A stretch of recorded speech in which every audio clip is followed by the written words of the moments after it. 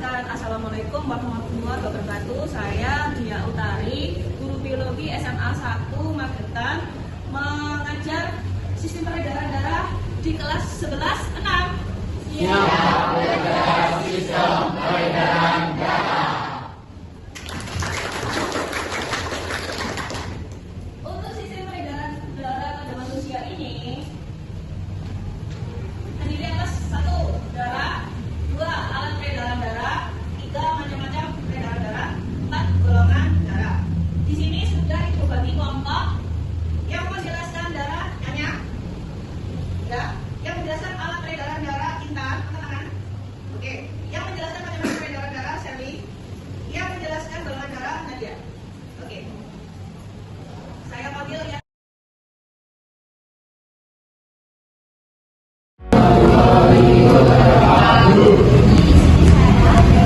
Akan memperkenalkan tentang sistem peredaran darah. Yang pertama, kita harus mengenal darah itu terlebih dahulu. Jadi, darah itu meliputi bagiannya ada plasma darah yang berupa cairan, yang ada air, mineral, protein, serta bahan organik lainnya yang jika mengendap akan menghasilkan serat. Lalu yang kedua ada sel-sel darah, di mana ada sel merah eritrosit yang menyimpan oksigen dan karbon dioksida. Lalu yang kedua yaitu leukosit, sel darah putih yang berfungsi sebagai daya tahan tubuh. Lalu yang ketiga ada trombosit yaitu penting darah. Selanjutnya ada alat peredaran darah. Yang pertama yaitu jantung, di mana jantung merupakan organ yang menyalurkan oksigen serta karbon dioksida ke seluruh tubuh dan menyuplai oksigen. Dibuka biodigital human dengan kata kunci cardiopulmonary circulation. Nah, yang sukses angkat tangan. Nah, lanjut. Oke. Terima kasih untuk teman-teman yang sudah mendengarkan. Sekarang kita lanjut ke retak jantung yang akan disampaikan oleh kita. Oke, selanjutnya adalah retak jantung. Jadi jantung itu letaknya itu di rongga dada, dan di mana di rongga dada itu ada pelindungnya. Dan terdiri dari tulang rusuk, tulang belakang, dan juga tulang dada. Nah, spesifiknya itu jantung itu terletak di antara paru-paru namun agak sebelah ke kiri. Jadi pada cara kerja jantung ini terdapat dua proses, yaitu yang pertama diastol dan juga yang kedua sistol. Nah, proses diastol ini itu terjadi saat jantung itu mengendur lalu terisi oleh darah. Sedangkan sistol itu terjadi saat jantung itu memompa darah keluar dari lubang jantung. Nah, darah juga terbagi menjadi dua bagian, yaitu darah kotor dan juga darah bersih. Darah kotor ini tuh darah yang isinya itu kayak akan karbon dioksida. Nah, darah ini mengalir pada vena cava menuju ke serambi kanan lalu menuju ke bilik kanan. Dari bilik kanan nanti darah akan dipompa menuju ke arteri pulmonalis dan juga akan menuju ke paru-paru. Dalam paru-paru ini darah akan mengelilingi kantong paru-paru yang nantinya akan meresap oksigen lalu mengeluarkan karbon dioksida dan dihembuskan oleh indera pernapasan. Sedangkan darah kotor yaitu darah yang kaya akan oksigen. Nah, darah bersih itu darah yang kaya akan oksigen. Nah, darah bersih ini mengalir melalui arteri pulmonalis dan nantinya dari arteri pulmonalis akan menuju ke serambi kiri lalu bilik kiri. Dari bilik kiri nanti darah akan dipompa melalui aorta ke seluruh tubuh, namun kecuali paru-paru. Lalu ini pada tabel ada beberapa indikator yang menjadi faktor pembeda. Di antaranya pada arteri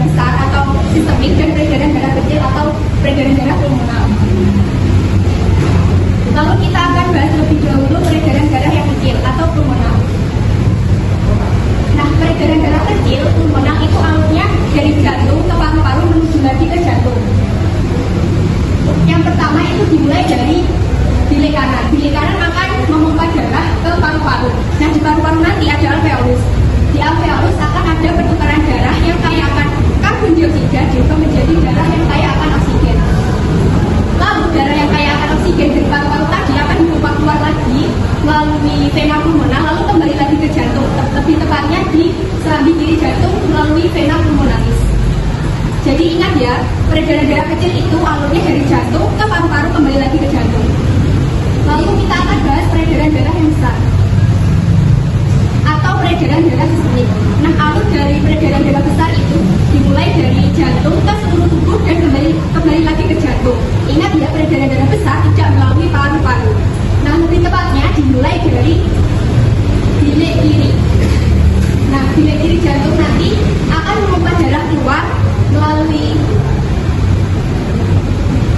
aorta, lalu dipompa ke arteri atau jaringan tubuh. Nah, di jaringan tubuh nanti akan ada pertukaran darah yang kaya akan oksigen berubah menjadi darah yang kaya akan karbon dioksida. Nah, nanti akan dialirkan ke semua jaringan tubuh. Lalu kalau sudah ke jaringan tubuh akan kembali lagi ke jantung melalui vena cava. Nah, nanti vena cava akan memompa darah yang kaya akan karbon dioksida kembali lagi ke jantung, lebih tepatnya di serambi kanan. Nanti akan mengalir lagi ke bilik kanan, lalu dipompa lagi ke peredaran darah bagian begitu akan berulang. Baik teman-teman semuanya, kalian di sini tentunya udah tahu kan golongan darah masing-masing. Dan sebelum masuk terlalu jauh, kita akan kenalan dulu. Jadi golongan darah ini pertama kali ditemukan oleh ilmuwan asal Australia bernama Karl Schleiermacher kisaran tahun 1868 sampai 1947. Jadi golongan darah kita itu ditentukan akan adanya jumlah agglutinogen dan juga keberadaan dari aglutin. Nah, apa sih agglutinogen dan aglutin ini? Agglutinogen adalah sejenis antigen yang dapat menggumpal dan letaknya itu berada di sel darah merah. Sedangkan aglutin sendiri merupakan antibodi yang menggumpalkan agglutinogen tadi. Kemudian berdasarkan jumlah agglutinogen dan juga keberadaan aglutin tadi, golongan darah itu dibedakan menjadi 4 teman. Ada golongan darah A, golongan darah B, golongan darah AB, dan yang terakhir adalah golongan darah O. Golongan darah A itu bisa dilihat atau bisa kita ketahui ketika agglutinogen A bertemu dengan agglutin A sehingga mereka akan menggumpal. Dan golongan darah A ini kan berarti A plus A, maka sifat dari golongan darah A merupakan anti B.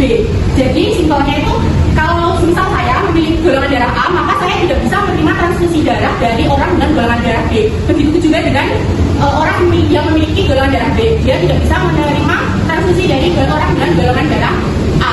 Di sini ada golongan darah AB kemudian. Ini agak berbeda ya teman-teman. Jadi golongan darah AB itu mereka memiliki agglutinogen A dan B. Tetapi golongan darah AB ini tidak memiliki agglutin A dan B. Sehingga golongan darah AB itu bisa menerima semua segala golongan darah. Kita akan bahas sistem peredaran darah ini. Ada 3 poin utama ya teman-teman. Yang pertama adalah cairan limfa, kedua adalah pembuluh limfa, dan yang terakhir adalah kelenjar limfa. Cairan limfa. Jadi selama masih ada darah yang mengalir di kapiler darah kita, maka selama itu pula akan ada sel darah putih yang merembes keluar. Cairan ini disebut sebagai cairan jaringan yang akan masuk ke limfatik.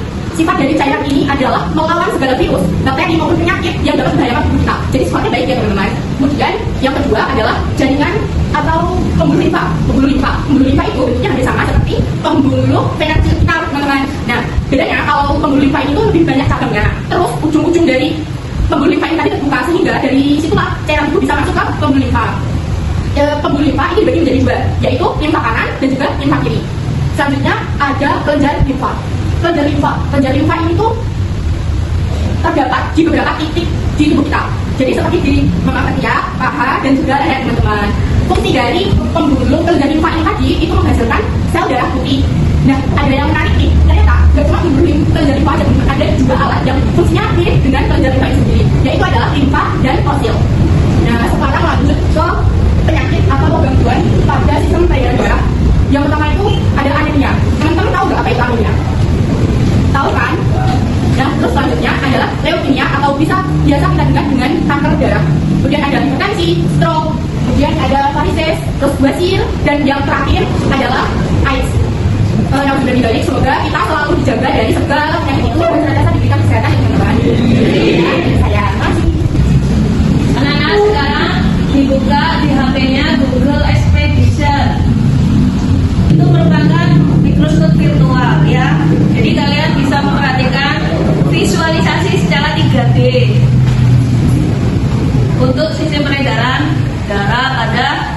manusia.